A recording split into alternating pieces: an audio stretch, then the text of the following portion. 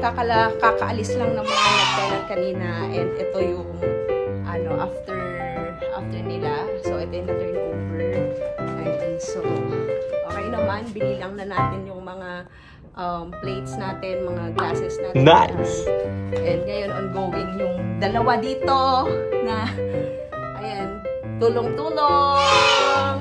Ayun. So papalitan namin kasi nga meron na namang mag-check-in! Ayan. So meron na namang check-in for one day. Tapos bukas may mag-check-in naman.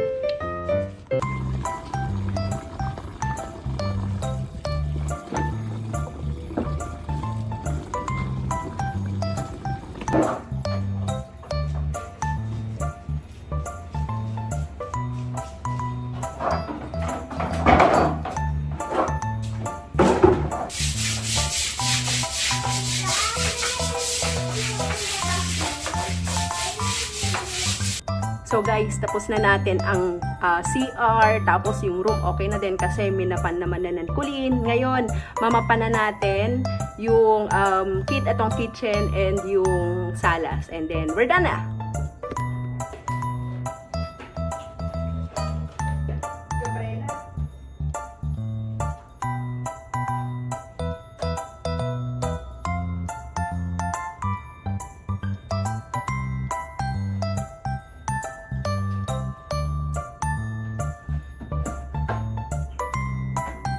So, ayun nga guys. Tapos na tayong maglinis. And now, sabihin na natin na pwede na silang mag-check-in.